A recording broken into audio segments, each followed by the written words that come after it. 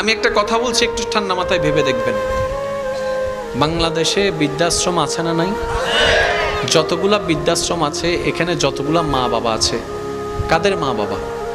একটু হিসাব করে দেখেন, দেখবেন একজনও রিক্সাওয়ালার মা বাবা নাই। তাহলে পয়সাওয়ালাদের মা বাবা ওইখানে কেন? খাওয়াতে পারছে না সেজন্য? নয় নয়। কই মুয়াজ্জিনের বেতন কত আপনাদের এলাকায়? আপনারা বলেন না, আমি বলবো না। আপনাদের এলাকায় মুয়াজ্জিনকে সম্মাননা কত দেন? 4,000 অথবা 5,000। এই 2022 সালের মধ্যে যেখানে 50,000 টাকা ইনকাম করে সংসার চালানো যাচ্ছে না, আপনি স্বীকার করেন, আপনি জানেন, সে জায়গায় আপনি কিভাবে 5,000 টাকা দিয়ে একজন মুয়াজ্জিন রাখছেন? ভাই একটু বিবেক খাটাই দেখেন।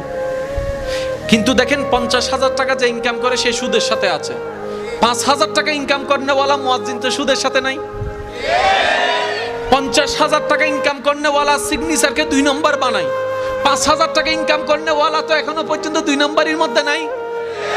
50,000 টাকা ইনকাম করেওয়ালার মা বাবা বৃদ্ধাশ্রমে, 5,000 টাকা ইনকাম করেওয়ালা মুয়াজ্জিনের মা ঘরে, বাবা ঘরে। এবার বুঝতে পেরেছেন বরকত বলো একটা সত্য আছে। ইনকামে পাওয়ার নয়, বরকতে পাওয়ার।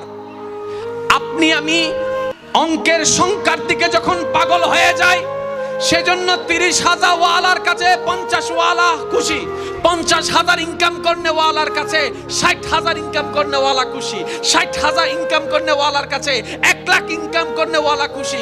আসলে সুখ তো অঙ্কের ভিতরে নয়, রবের বরকতের ভিতরে। বলেন না সুবহান।